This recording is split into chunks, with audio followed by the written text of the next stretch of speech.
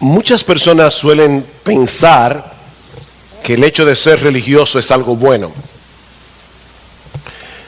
De hecho, yo estoy seguro que muchos aquí piensan eso. Que ser religioso es algo bueno, independientemente de la religión que uno profese. Debe ser mejor, piensan muchos, guiarse por principios espirituales, cualesquiera que sean, que ser dominados por nuestras pasiones y por nuestras inclinaciones pecaminosas. ¿No es así? Bueno, tal parece que el Señor Jesucristo no comparte esa opinión. Dirigiéndose a un grupo de líderes religiosos en su tiempo, en Mateo capítulo 21, versículo 31, Jesús les dijo que los publicanos y las rameras iban delante de ellos en el reino de los cielos. Y estos eran los dos grupos más despreciables en Israel en aquellos días. De hecho, cuando leemos los evangelios, una de las cosas que llaman nuestra atención es que las palabras más duras que Jesús pronunció durante su ministerio fueron dirigidas precisamente a los líderes religiosos de la nación, y más particularmente contra los escribas y fariseos. Así que de acuerdo a la evaluación de Jesús, la religiosidad puede ser un obstáculo mayor que el vicio para entrar en el reino de Dios. Yo voy a repetir eso otra vez porque es contraintuitivo. No es lo que la mayoría de la gente piensa. La religiosidad, de acuerdo a la evaluación de Jesús, puede ser un obstáculo mayor que el vicio para entrar en el reino de Dios. Mi amigo, se puede ser religioso practicante, no simplemente un religioso nominal, no. Se puede ser religioso practicante, comportarse externamente como una persona moral y decente, tener una buena reputación delante de todo el mundo y no solo ir camino al infierno, sino estar arrastrando a otros con él. Esa es una de las lecciones que aprendemos de este pasaje que vamos a estudiar en la mañana de hoy en nuestra serie expositiva en el Evangelio de Marcos. Los invito por favor a ir conmigo a Marcos capítulo 12 y vamos a leer los versículos 38 al 44. Marcos capítulo 12, versículos 38 al 44. Y en su enseñanza les decía: cuidaos de los escribas, a quienes les gusta andar con vestiduras largas y aman los saludos respetuosos en las plazas, los primeros asientos en las sinagogas y los lugares de honor en los banquetes, que devoran las casas de las viudas y por las apariencias hacen largas oraciones. Estos recibirán mayor condenación. Jesús se sentó frente al arca del tesoro y observaba cómo la multitud echaba dinero en el arca del tesoro, y muchos ricos echaban grandes cantidades. Y llegó una viuda pobre y echó 2 pequeñas monedas de cobre, o sea, un cuadrante, y llamando a sus discípulos les dijo: en verdad os digo que esta viuda pobre echó más que todos los contribuyentes al tesoro, porque todos ellos echaron de lo que les sobra, pero ella de su pobreza echó todo lo que poseía, todo lo que tenía para vivir. Nos encontramos en la semana final del ministerio de nuestro Señor Jesucristo, 3 días antes de su muerte en la cruz, y más particularmente el día martes de esa semana. Tenemos varias semanas en esa semana, y más particularmente en ese día. Jesús y los discípulos se encontraban en el templo de Jerusalén, que estaba repleto de gente, judíos que habían venido de todas partes a celebrar la fiesta de la Pascua. Y el Señor aprovecha la ocasión para dar una advertencia pública contra los escribas y fariseos. Y al mismo tiempo instruir a sus discípulos en privado, usando el ejemplo de una viuda pobre y desconocida. De manera que este pasaje nos presenta un contraste entre la falsa religiosidad y la verdadera devoción, que es, por cierto, el título de este mensaje. Un contraste que nos muestra la chocante realidad de que hay una gran diferencia entre ser una persona religiosa y ser un verdadero creyente. La falsa religiosidad versus la verdadera devoción. Veamos entonces en primer lugar la advertencia en el versículo 38. Dice que en su enseñanza Jesús les decía: cuidaos de los escribas. Cuidaos de los escribas. En el capítulo 23 del Evangelio de Mateo encontramos un recuento mucho más amplio de estas palabras de advertencia en contra de los escribas, solo que allí se incluye también a los fariseos, la secta religiosa a la que pertenecían la mayoría de los escribas. Ahora, mis hermanos, esto tiene que haber sido sumamente chocante para los judíos que estaban en el templo ese día escuchando a Jesús. Porque los escribas y fariseos no solo representaban lo mejor de la ortodoxia en Israel, sino también los que tomaban más en serio la ley moral de Dios. De hecho, los judíos solían decir: Moisés recibió la ley y se la dio a Josué. Josué recibió la ley y se la dio a los ancianos. Los ancianos recibieron la ley y se la dieron a los profetas. Los profetas recibieron la ley y se la dieron a los escribas. Se la dieron a los escribas. Estos hombres eran los expertos en las escrituras, los expertos en la ley de Dios. Estos hombres no solo tenían la responsabilidad de interpretar correctamente la ley de Dios, sino también de aplicarla en todas las áreas de la vida. Ellos estaban supuestos a ser los pastores de Israel, los que guiaban al rebaño de Dios de acuerdo a la voluntad de Dios. Y no solo a nivel religioso, sino en todos los niveles. Estos eran los hombres que sabían lo que cada judío piadoso debía hacer en su familia, en su trabajo, como miembro de la sociedad. Ellos debían proteger espiritualmente a la nación, enseñándoles la verdad y guardándolos del error. Pero ahora Jesús advierte a sus discípulos y a toda esa multitud que estaba alrededor de él en el templo que se cuidaran de los escribas y los fariseos. Protéjanse de sus protectores, porque son un peligro.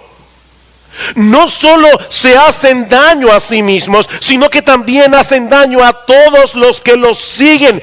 Cuídense de estos hombres porque son dañinos, dice Jesús. En el pasaje paralelo en Mateo 23, hay un momento en que Jesús se dirige directamente a los escribas y fariseos y les dice: ay de vosotros, escribas y fariseos hipócritas, porque recorréis mar y tierra para ser un prosélito, y una vez hecho le hacéis 2 veces más hijo del infierno que vosotros. Eran celosos, esparciendo sus doctrinas, pero en vez de salvar las almas, las estaban perdiendo, dice Jesús, porque su piedad no era más que una fachada, su piedad era un espectáculo. Estos hombres pretendían cubrir su avaricia, pretendían cubrir el orgullo de sus corazones con un barniz de religiosidad, con un barniz de decencia. De ahí las palabras tan duras que Jesús pronunció contra ellos.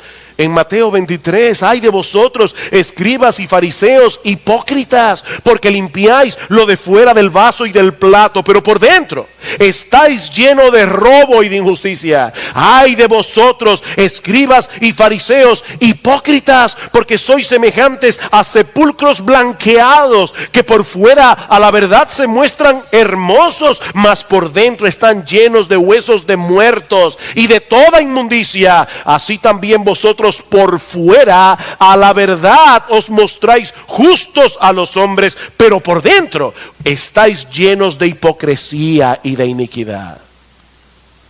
Palabras duras. Palabras duras. ¿Saben cuál era el problema de esta gente? Que ellos estaban más atentos a lo que se veía por fuera. Lo que la gente veía por fuera en los escribas y fariseos estaba completamente divorciado de lo que sucedía en su interior. Estos hombres hacían todo lo que hacían para mantener las apariencias, dice el Señor. Y eso es precisamente lo que Marcos nos muestra en nuestro pasaje en una forma mucho más resumida. Noten el versículo 38, y en su enseñanza le decía: cuidaos de los escribas, a quienes les gusta andar con vestiduras largas. Y algunos pudieran pensar: ¿y cuál es el problema con esa moda?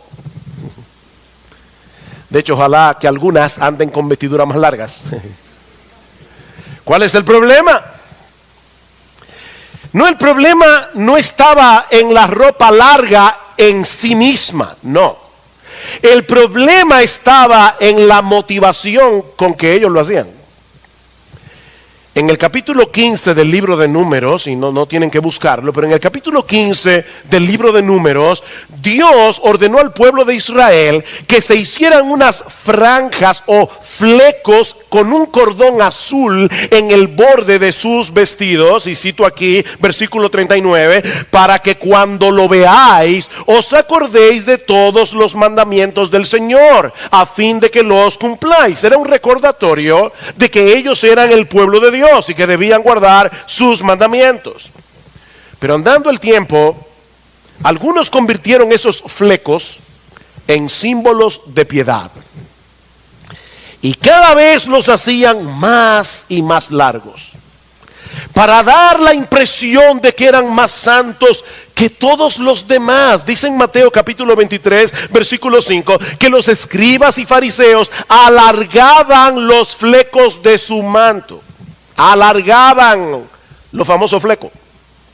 Eso nos parece ridículo en el día de hoy, pero era parte de esa sofisticada hipocresía que estos hombres habían logrado desarrollar. También amaban los saludos respetuosos en las plazas, dice Marcos al final del versículo 38. Y otra vez, no hay ningún problema en intercambiar saludos con la gente en los lugares públicos. Esa es una buena práctica social. El problema es que a esta gente le encantaba pavonearse en medio del pueblo con todos sus flecos, para que todo el mundo les rindiera pleitesía y los saludara usando títulos rimbombantes. Dice en Mateo capítulo 23 versículos 7 al 9 que ellos amaban que la gente los saludara con respeto, llamándolos rabí, oh maestro de la verdad, e incluso padre. Es por eso que en ese mismo contexto Jesús tiene que decir a sus discípulos: no llaméis Padre vuestro a nadie en la tierra, porque uno es vuestro Padre, el que está en los cielos. Y por si acaso, niños, no es que los hijos no le digan papá a su papá. Ese no es el punto. Tampoco Jesús está criticando que los alumnos traten con respeto a sus maestros. Eso debería ser así. Pero lo que Jesús está criticando en este texto es ese deseo de ser exaltado a través de títulos pomposos y extravagantes. En el día de hoy sería algo así como anhelar que los demás nos llamen reverendo o excelentísimo o su santidad reverendísima y cosas como esas.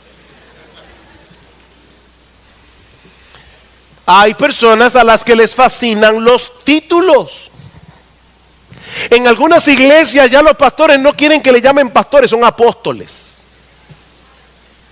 Y en ciertos círculos se está haciendo cada vez más popular el título de patriarcas. Pronto serán arcángeles. Les encantan los títulos. Mis hermanos, ese es el espíritu de los escribas y fariseos. Estos hombres se ponían sus vestiduras especiales con sus flecos y sus mantos, y entonces se paseaban por las plazas exhibiéndose como pavos reales para que la gente les rindiera pleitesía. Pero Jesús nos dice también que estos hombres siempre querían ocupar el primer lugar, donde fueran. Dice en el versículo 39, ellos aman los primeros asientos en las sinagogas y los lugares de honor en los banquetes. Y de nuevo, no hay ningún problema, por si acaso los que están sentados en estas filas de aquí, no hay ningún problema en que algunos quieran sentarse delante en la iglesia, en el culto de adoración, para evitar las distracciones. De hecho, en todos los edificios en los que nosotros nos hemos congregado como iglesia, a través de toda su historia, yo siempre he querido sentarme delante con mi familia. Ese no es el problema. Pero eso no es lo que Jesús está condenando aquí. Lo que Él está condenando es ese deseo de estar en los lugares más visibles en la sinagoga, o estar más cerca del anfitrión cuando los invitaban a un banquete. Donde quiera que iban, ellos querían ser el centro de atención. Donde quiera que iban, querían estar en una plataforma donde todos pudieran ver que ellos no eran como los demás, ellos eran especiales. Pero quizás la característica más odiosa de esta gente es lo que Jesús dice en el versículo 40. Que devoran las casas de las viudas y por las apariencias hacen largas oraciones. Recuerden, mis hermanos, ellos eran los pastores de Israel. Ellos eran los que estaban supuestos a guiar y a proteger a las ovejas del rebaño de Dios. Pero en cambio estaban actuando como lobos, dice el Señor. Guardaos de los falsos maestros. Recuerda Mateo capítulo 7, versículo 15. Porque vienen a vosotros vestidos de ovejas, pero por dentro son lobos rapaces. Estos hombres se aprovechaban de la fragilidad y de la vulnerabilidad de esas viudas, sobre todo de las más ricas, para devorar literalmente sus posesiones materiales. Una de las cosas que ellos hacían era convencerlas de que les dejaran manejar sus pertenencias. Tú no tienes ahora un marido que cuide de tu propiedad. Después de todo, ¿en qué mejores manos podían estar? Ellos conocían muy bien la ley de Dios. Los escribas eran los abogados de aquellos días en Israel, y para colmo eran un dechado de virtud y de piedad, como podía verse claramente a través de sus largas oraciones. Pero al final se las ingeniaban para dejarlas sin nada. Devoran las casas de las viudas. Estos hombres se disfrazaban de ovejas para ocultar su rapacidad. Eran lobos. Ellos eran la viva imagen de los pastores que Dios condena en Ezequiel capítulo 34. Ay de los pastores de Israel que se apacientan a sí mismos. ¿No deben los pastores apacentar al rebaño? Coméis la grosura, os habéis vestido con la lana, degolláis la oveja engordada, pero no apacentáis al rebaño. Y cualquier similitud con muchos teleevangelistas y predicadores de la prosperidad en el día de hoy no es pura coincidencia. No es pura coincidencia. Es ese mismo espíritu diabólico el que mueve a estos charlatanes de la prosperidad. Y de nuevo, yo sé, mis hermanos, que esto no es políticamente correcto. Pero nosotros somos atalayas de la grey de Dios.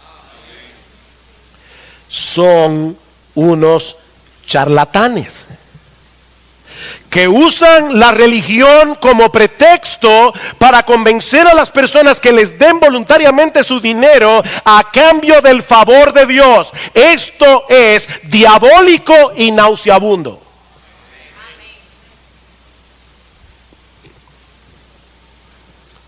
Es una especie de lotería divina. Mientras más dinero das, más oportunidades tienes de ganar.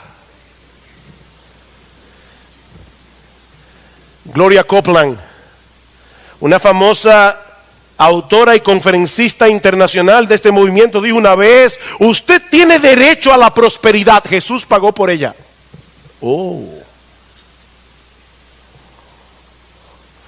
Y por supuesto, mientras mayor sea la siembra, mayor será la cosecha.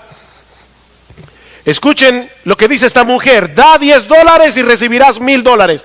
Da $1,000 y recibirás $100,000. ¿Cuán grande puede ser una devolución centuplicada? Es una lotería. Y claro, las personas que están en estos movimientos dan y dan y dan. Y es verdad que es un evangelio de prosperidad porque prosperan a los pastores. Y uno se pregunta: ¿y cómo esa gente aguanta tantos años ahí mintiéndoles? Bueno, lo aguantan porque se les dice que ellos no prosperan por falta de fe.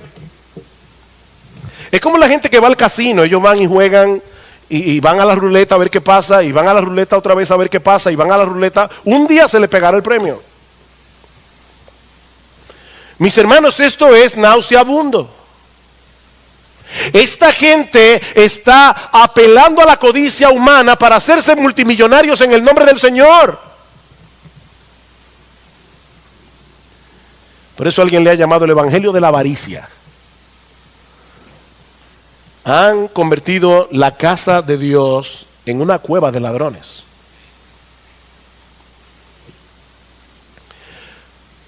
Ahora, ese no es su mayor problema.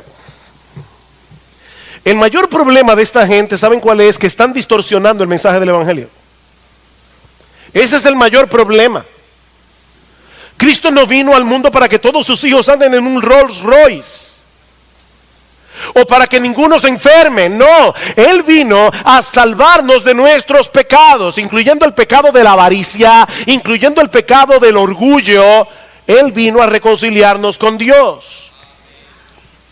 Él vino a librarnos de la esclavitud de vivir para nosotros mismos y para mostrarnos que el mayor bien en la vida consiste en conocerle a Él, aunque nunca tengamos salud ni riquezas materiales. Tenerle a Él como nuestro Señor y Salvador es suficiente. Es suficiente. Es tener a Cristo. Es tener a Cristo. Pero estos supuestos evangelistas hacen de Dios un medio para lograr un fin mayor, la prosperidad material. Decía uno de estos famosos evangelistas, entre comillas: pocas personas saben hoy que pueden escribir su propia orden de compra a Dios. ¿Oyeron eso? Dios es un muchacho demandado. Pocas personas saben hoy. Otro llegó a decir, esto es una barbaridad: yo puedo mandarle a Dios que cambie los billetes de $1 por billetes de 20. Y la gente lo cree. Y la gente lo cree. Esas iglesias están repletas de gente. Si es que se le puede llamar a iglesias a esas sinagogas de Satanás. Porque son sinagogas de Satanás. Es tal la distorsión de este supuesto evangelio que Dios ha llegado a ser para ellos como una especie de mesero celestial. siempre dispuesto a obedecer nuestras órdenes y a complacer nuestros caprichos. Esto es una locura. Y sin embargo mucha gente lo sigue. ¿Saben por qué? Porque apelan a su codicia. Apelan a su codicia. Dice el apóstol Pedro, muchos seguirán su sensualidad. Ya Pedro lo dijo hace 2000 años. Esto no es nuevo, mis hermanos. Muchos seguirán su sensualidad, por causa de los cuales el camino de la verdad será blasfemado, y por avaricia harán mercadería de vosotros con palabras fingidas. Por avaricia.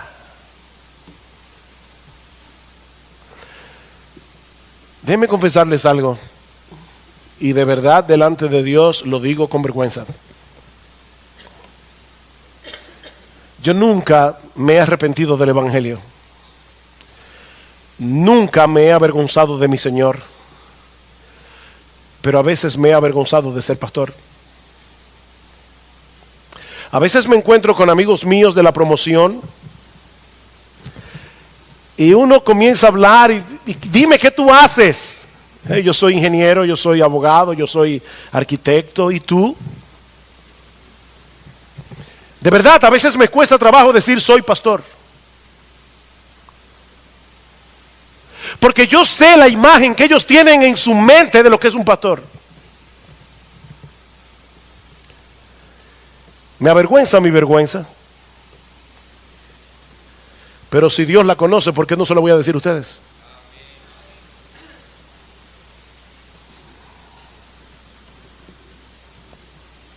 Más adelante dice Pedro, en el versículo 14 del capítulo 2, tienen el corazón habituado a la codicia. Hablando de los falsos maestros. Tienen el corazón habituado a la codicia y son hijos de maldición. ¿Oyeron eso, mis hermanos? Estos individuos que usan la Biblia para su propio provecho son hijos de maldición. Es a eso que se refiere Jesús cuando dice en Marcos capítulo 12 versículo 40 que estos hombres recibirán mayor condenación. Los castigos más severos del infierno no están reservados para los drogadictos, para los narcotraficantes, para los homosexuales. No. Los castigos más severos del infierno están reservados para estos falsos maestros. Recibirán mayor condenación. Mis hermanos, nuestro Dios toma muy en serio esa religiosidad hipócrita que esconde el orgullo y la avaricia bajo un manto de piedad. De ahí los ayes de Mateo 23. Ay de vosotros, escribas y fariseos hipócritas. Ay de lo que les espera. Pueden engañar a medio mundo con sus largas oraciones, pero no pueden engañar a Dios. Porque Dios pesa los corazones de los hombres, dice Proverbios 21:2. Déjeme decirles que yo casi nunca, por no decir nunca, estoy pendiente al hecho de que mientras estamos predicando aquí hay personas que están viendo este culto por live stream o que lo van a ver luego por YouTube. Pero hoy estoy muy consciente de que esta prédica no solo la van a oír los que están aquí, la van a oír otros en el tiempo, probablemente en esta misma semana. Así que déjeme decir algo con toda la seriedad con la que yo puedo decirlo. Si tú estás asistiendo a uno de estos movimientos, por amor de tu alma, sal de ahí. Sal de ahí. Huye por tu vida. Estos hombres son dañinos, no solo porque son un peligro para tus bienes, es porque son un peligro para tu alma.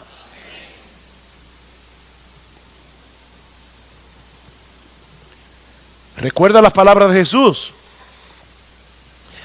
Cuando hacen un prosélito, cuando ganan a alguien para su movimiento, los hacen 2 veces más hijos del infierno que ellos mismos. huye por tu vida. Este pasaje de Marcos capítulo 12 no es una clase de historia para que nosotros sepamos cómo eran los escribas y fariseos.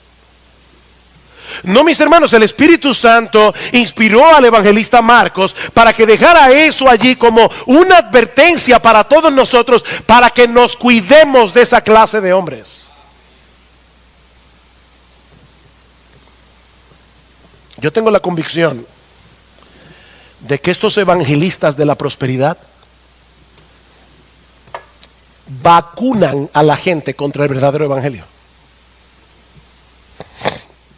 De hecho, yo creo que eso no solamente pasa con aquellos que predican el evangelio de la prosperidad. Yo creo que eso pasa también con aquellos que están acostumbrados a oír predicaciones terapéuticas, no estudios profundos de las escrituras. Ese tipo de predicadores terminan vacunando a la gente para que se les haga difícil escuchar verdadera predicación. Porque ellos no vienen a la iglesia a pensar, ellos vienen a la iglesia a sentirse bien, ellos vienen a la iglesia a una especie de autoayuda corporativa.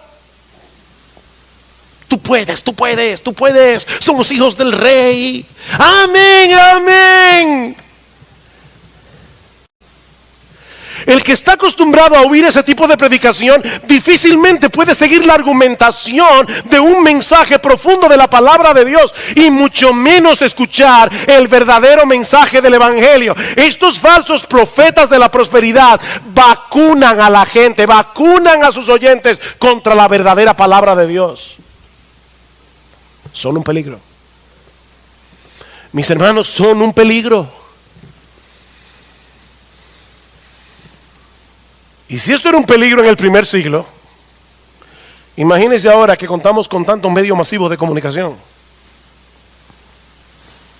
canales enteros de televisión dedicados a estas doctrinas del infierno. Son un peligro. Pero ahora viene el contraste entre la falsa religiosidad y la verdadera devoción. Así como Jesús nos advierte en contra de los escribas y fariseos en los versículos 41 al 44, también nos muestra como digno de imitar el ejemplo de una viuda pobre y desconocida. Vean el versículo 41.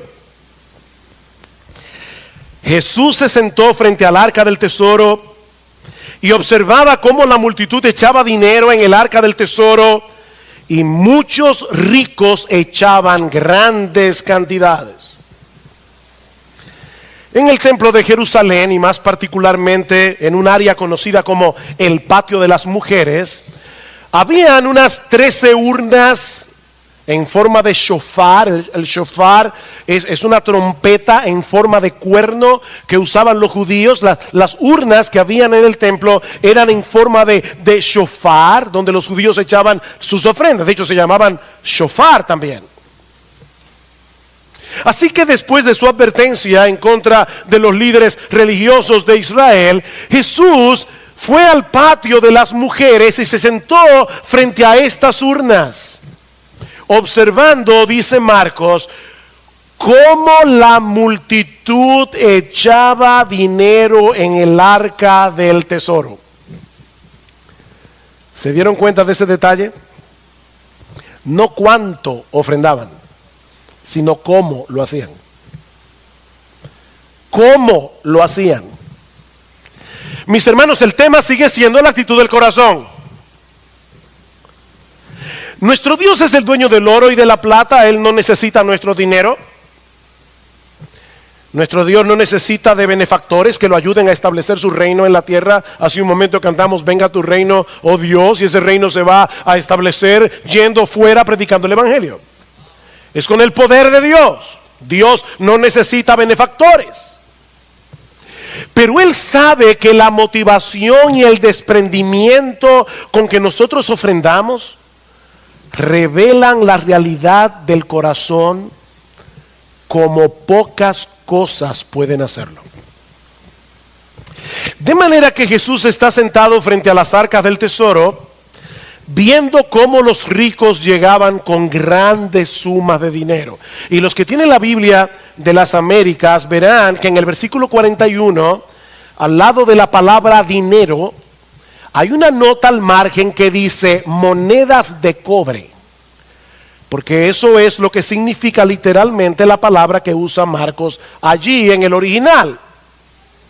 Así que tal parece que estos ricos traían al arca del tesoro grandes sumas de dinero, pero en un montón de monedas de cobre.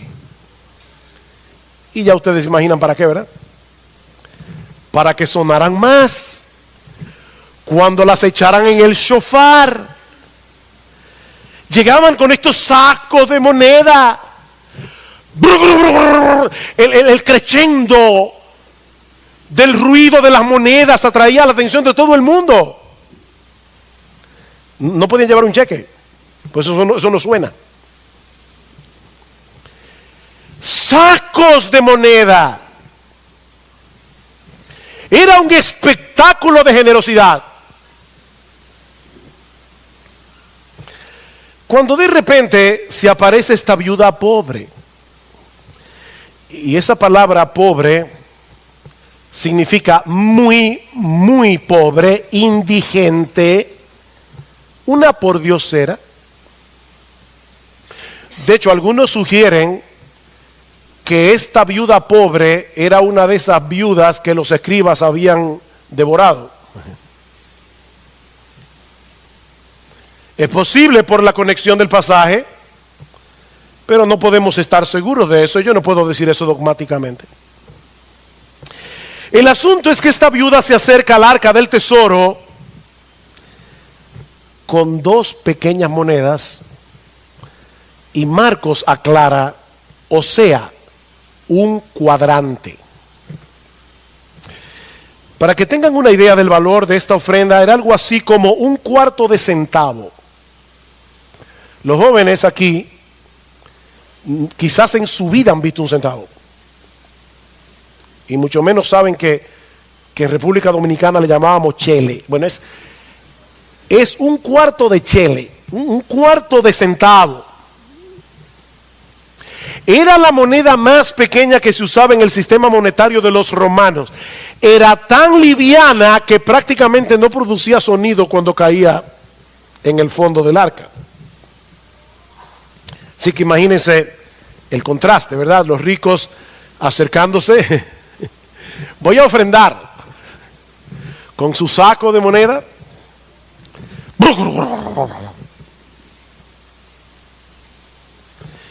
Y llega esta viuda con dos monedas en la mano que apenas se veían en la palma de su mano. No había nada de espectacular en la ofrenda de esta viuda. Era totalmente insignificante para todo el mundo, menos para Jesús.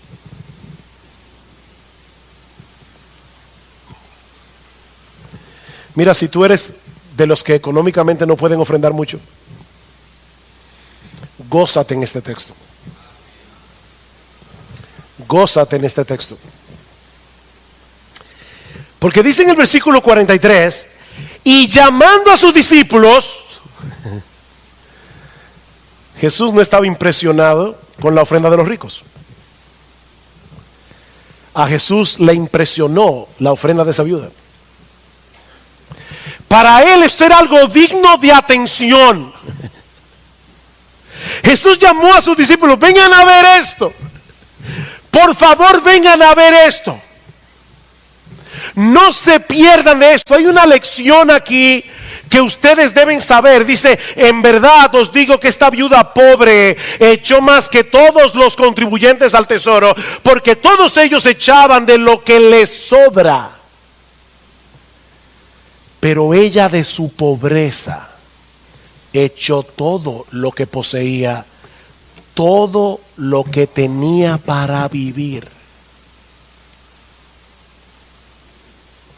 Wow. De nuevo, mis hermanos, el asunto no es la cantidad. El asunto es el corazón. Las ofrendas generosas de los ricos en el fondo no tenían nada de generosidad, dice Jesús. Ellos echaron de lo que les sobra. En otras palabras, el monto de sus ofrendas en relación a lo que tenían evidenciaba el lugar tan bajo que Dios ocupaba en sus corazones. Humanamente hablando, ofrendaban mucho, pero proporcionalmente hablando era una miseria. Era una miseria. Estos hombres le daban las sobras a Dios. Las sobras. Todos esos sacos de monedas de cobre eran caja chica para ellos. Mientras que el cuarto de centavo que esta mujer echó en el arca era todo lo que ella tenía para vivir, dice el Señor. Mis hermanos, déjenme hacerles una pregunta. ¿Qué evidenciaba la ofrenda de esta viuda acerca de su corazón?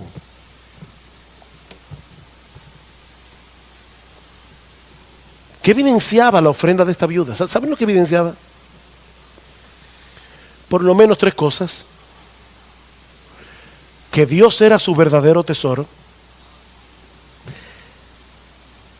Que su gratitud hacia Dios era inmensa. Y que ella dependía enteramente de Él. Esta mujer echó esa ofrenda porque Dios era su verdadero tesoro, porque su gratitud hacia Dios era inmensa y porque ella confiaba en Dios.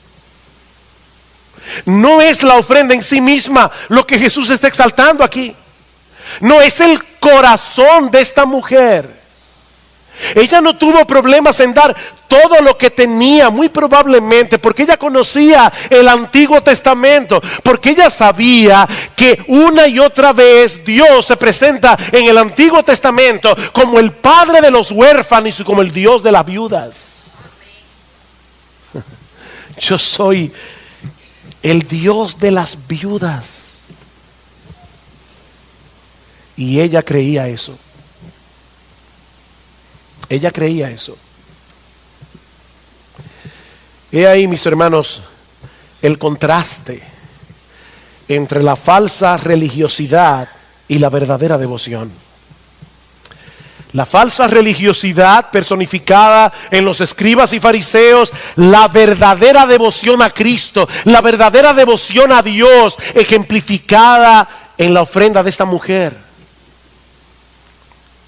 La falsa religiosidad surge de un corazón orgulloso, soberbio, que oculta en un manto de piedad el deseo de llamar la atención sobre nosotros mismos. La verdadera devoción es el producto de un corazón humilde, creyente y agradecido. Corazón humilde, un corazón creyente, un corazón agradecido. La falsa religiosidad hace de Dios un medio para lograr un fin, sean riquezas materiales, sea la salud o simplemente estabilidad emocional. La verdadera devoción es aquella que tiene a Dios como su más grande tesoro, aunque no tengamos absolutamente nada más en esta tierra aparte de Él. ¿A quién tengo yo en los cielos sino a ti?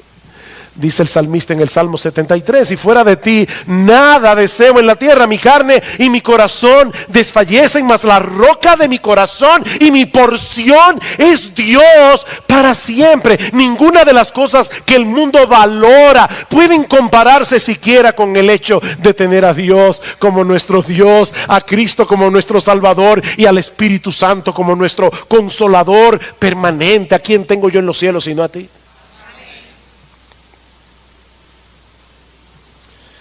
La falsa religiosidad le da a Dios lo que nos sobra,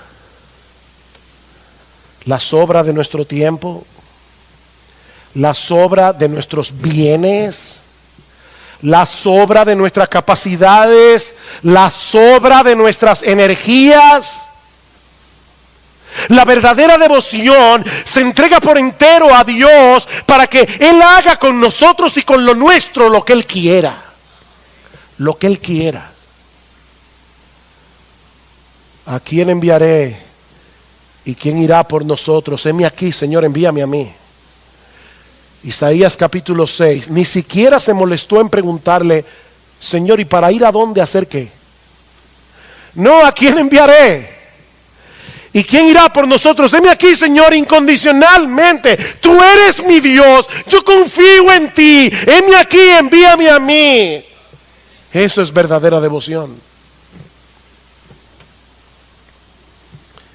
La falsa religiosidad se caracteriza por un corazón descontento y amargado ante las providencias difíciles de la vida. Cuando las cosas no están saliendo como yo quiero que salgan. La verdadera devoción, dice como Pablo en Efesios capítulo 4, Filipenses, capítulo 4, versículo 11. He aprendido a contentarme, cualquiera que sea mi situación. Yo sé vivir humildemente, yo sé tener abundancia. En todo y por todo estoy enseñado, así para estar saciado como para tener hambre, así para tener abundancia como para padecer necesidad. Yo todo lo puedo en Cristo que me fortalece. Eso es verdadera devoción. Lo que tú quieras, Señor. Me encanta un poema escrito por alguien que yo no estoy seguro de que haya sido creyente. Una de esas místicas del siglo de oro español. Pero hay una línea que dice en uno de sus poemas: vuestra soy, para vos nací, ¿qué mandáis hacer de mí? ¿Qué mandáis hacer de mí?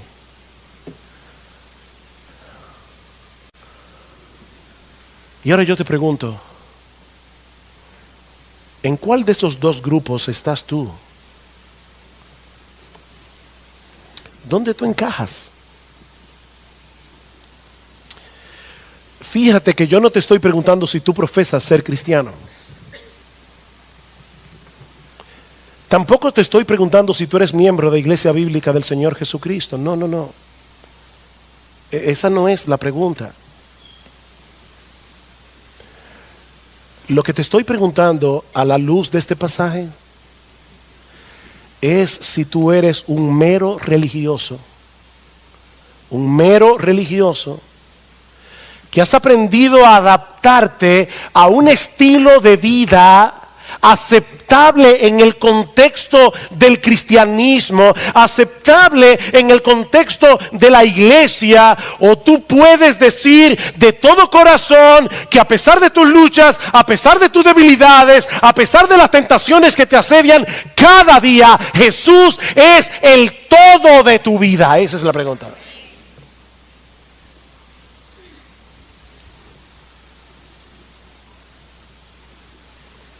Hay algo que llamó poderosamente mi atención estudiando ese pasaje. Muchas cosas me llamaron la atención. Pero una de las cosas que llamó mi atención es el hecho de que esta viuda hizo todo lo que hizo antes de la cruz. Cristo no había muerto. Lo que quiero decir con esto es que nosotros tenemos una fe mejor informada que la fe de ella. Ahora nosotros sabemos que 3 días después de ese encuentro de Jesús en el templo de Jerusalén, nuestro Señor Jesucristo dio su vida en el Calvario para salvar a pecadores como tú y como yo. Nuestra devoción y entrega a nuestro bendito, precioso Señor y Salvador debe ser proporcional a lo que Él hizo. Y Él no entregó parte de su vida. Él se entregó por entero para salvarnos.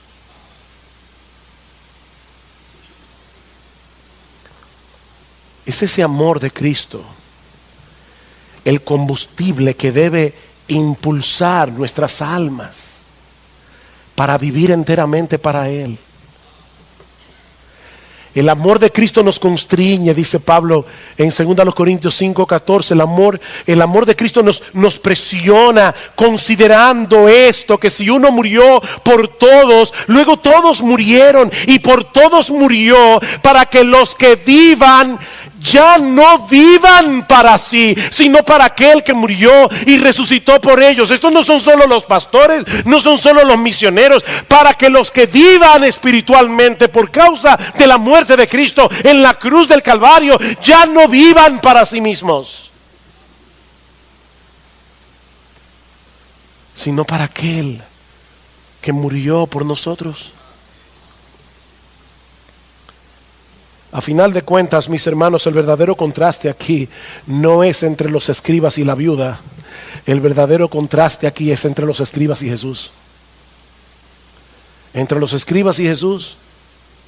Ellos devoraban las ovejas de Dios como lobos rapaces en vez de cuidarlas. Ellos usaban la religión para promoverse a sí mismos, para su propio beneficio. Pero Jesús, Él es el buen pastor que dio su vida por las ovejas.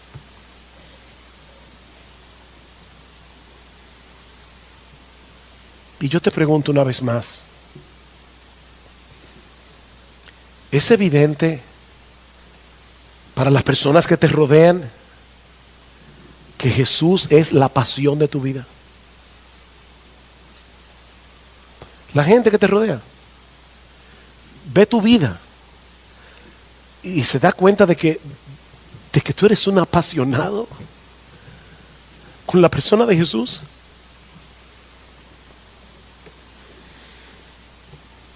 Que tú te has entregado por entero a Él para que Él haga de tu vida lo que Él quiera.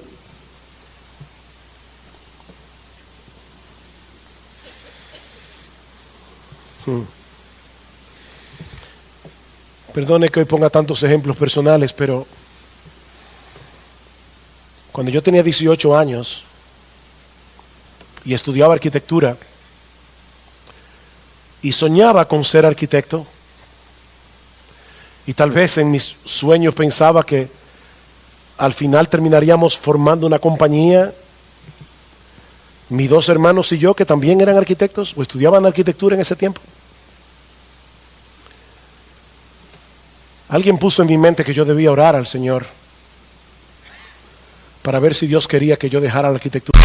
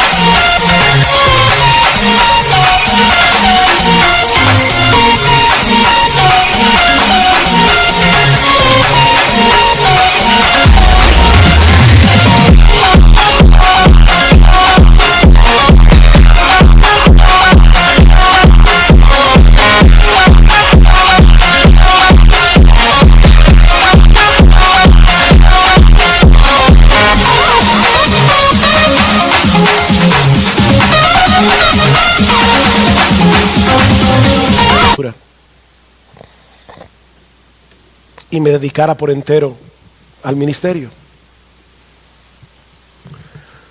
Y eso fue una lucha agónica, porque yo tenía 18 años y pensaba que podía estar tomando una mala decisión. Y honestamente yo soñaba con el tipo de vida que yo podía vivir siendo arquitecto. Yo soñaba con eso. Pero esa idea no me dejaba vivir. Y recuerdo como si hubiera sido ayer, que un día me tocó dirigir los himnos en la iglesia. Y estando frente a los hermanos, me tocó dirigir el himno "Que mi vida entera esté consagrada a ti, Señor".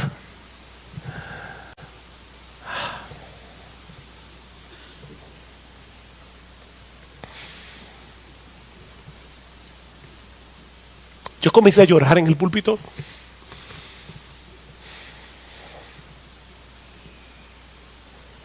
Y tan pronto terminé de dirigir los himnos, me fui a un cuarto que había en el edificio de la iglesia ahí en la Rodríguez Urdaneta.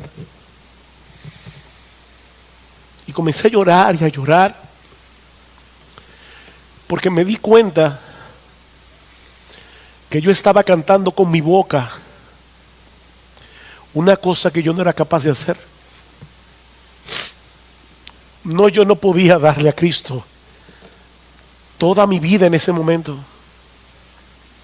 para que Él hiciera conmigo lo que quisiera. Pero esa noche Dios usó ese himno para quebrar los ídolos de mi corazón.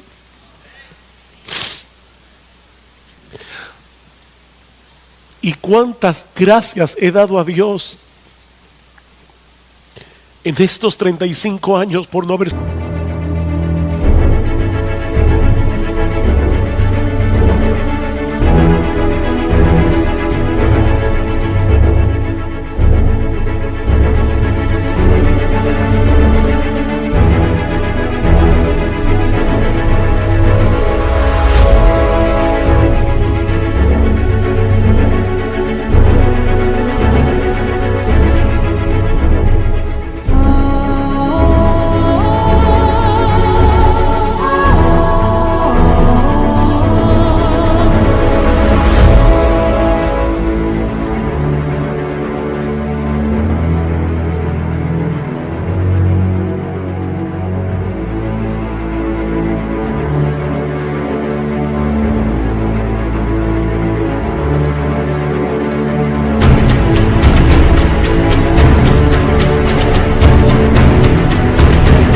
arquitecto.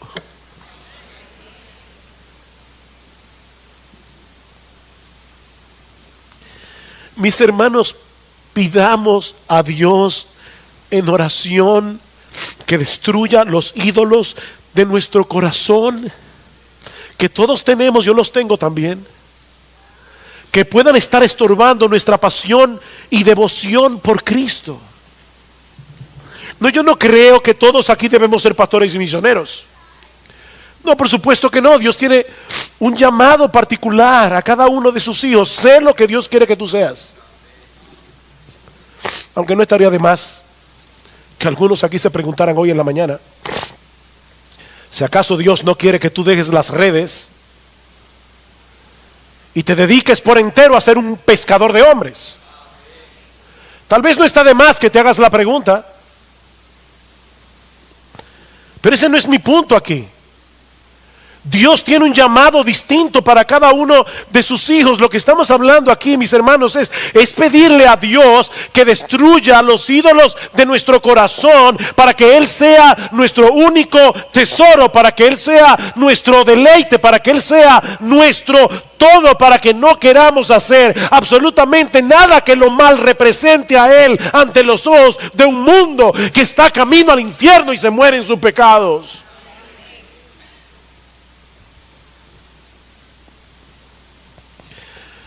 La verdadera devoción no se manifiesta necesariamente entregando de manera literal todos nuestros bienes materiales, pero sí poniendo toda nuestra vida a su disposición para que Él haga con nosotros y con lo nuestro lo que Él quiera.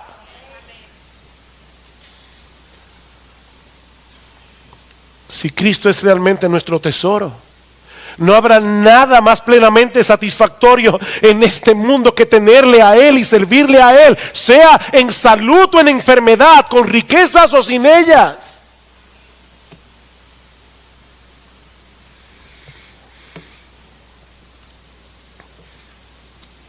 Esta semana, una de las hermanas que estaba tomando el entrenamiento en consejería, y le pedí permiso para citar esto, envió a nuestro grupo de parejas en WhatsApp una frase que uno de los expositores repitió varias veces durante el curso: quiero dar gloria a Dios con mi vida más de lo que deseo respirar. Quiero dar gloria a Dios en mi vida más de lo que deseo respirar.